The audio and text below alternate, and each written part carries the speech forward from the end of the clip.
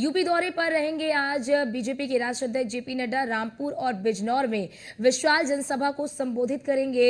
नगीना से बीजेपी प्रत्याशी ओम कुमार के समर्थन में लोगों से वोट की अपील भी करेंगे।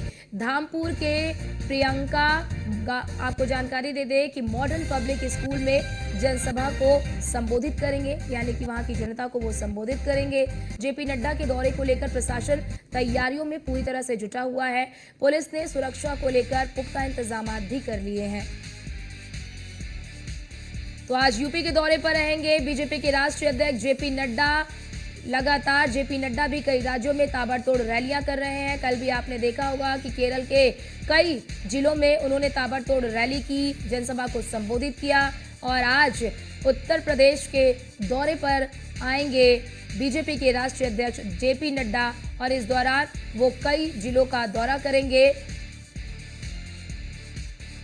और हमारे साथ हमारे संवाददाता अश्विनी द्विवेदी लगातार हमारे साथ लाइव बने हुए हैं। अश्विनी, आज बीजेपी के राष्ट्रीय अध्यक्ष जेपी नड्डा भी उत्तर प्रदेश के दौरे पर रहने वाले हैं।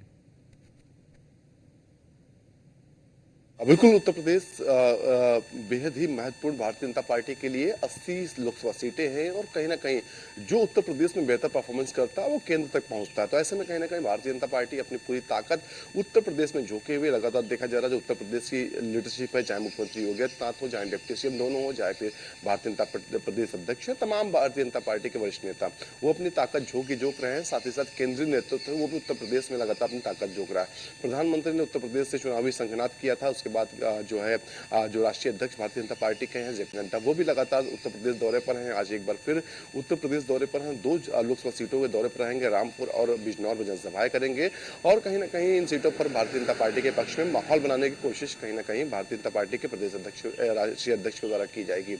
रामपुर पिछले चुनाव में काफी टफ रहा था। रामपुर हमेशा से भारतीय जनता पार्टी के खिलाफ रहा, लेकिन पिछले उपचुनाव में देखा गया कि भारतीय जनता पार्टी पक्ष में रामपुर आया और कहीं ना कहीं उसके बाद 2022 का विधानसभा चुनाव हुआ, उसमें भी बेहतर परिणाम रामपुर से भारतीय जनता पार्टी के लिए आए। तो ऐसे में कहीं ना कहीं रामपुर से उम्मीदें बढ़ गई हैं, रामपुर में ज्यादा चीजें हो रही हैं।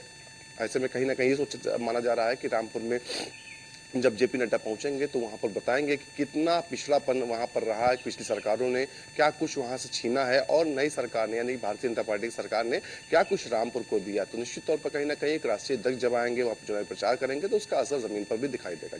जी बिल्कुल अश्विनी, क्योंकि रामपुर सपा का गढ़ रहा है। बीते दिनों भी हमने देखा कि किस तरह से रामपुर में प्रत्याशी को लेकर सपा में असमंजस की स्थिति रही और अब ऐसे में इस मुद्दे को भी आज जेपी नड्डा जब वहां की जनता को संबोधित करेंगे तो इस मुद्दे को भी उठाएंगे और बीजेपी की यह भी कोशिश होगी कि रामपुर में कमल खिला ही रहे। बिल्कुल, रामपुर इस समय अंतरकला में जी रहा है। समाजवादी पार्टी में अंतरकला चल रही है। आजम खान अलग से नाराज हैं, उनके पार्टी के तमाम जो कार्यकर्ता, उनके जो समर्थक है वो नाराज है। समाजवादी पार्टी के जिस तरीके से वहां पर बाहरी प्रत्याशी उतरा, उससे भी लोकल लीडरशिप नाराज है। तमाम लोगों ने वहां के जो समाजवादी पार्टी के नेता रहे, बड़ा नाम रहे, उन लोगों ने भी वहां पर नामांकन कराया था। तो ऐसे में कहीं ना कहीं सवाल खड़े होते हैं कि भारतीय जनता पार्टी चुनाव लड़ेगी या खुद समाजवादी पार्टी आपस में ही नुकसान उठाए करके चुनाव हारने का काम कर रही है। तो निश्चित तौर पर कहीं ना कहीं जब आज जेपी नड्डा पहुंचेंगे तो इन चीजों का जिक्र जरूर करेंगे, किस तरीके से आपस में अंतरकलह में समाजवादी पार्टी जी रही है, कैसे उनको कैंडिडेट तक डिक्लेयर करने की दिक्कत हो रही है। तो निश्चित तौर पर कहीं ना कहीं इन चीजों का जिक्र होगा तो वहां की जनता भी इन चीजों को समझने की कोशिश जरूर करेगी। जी।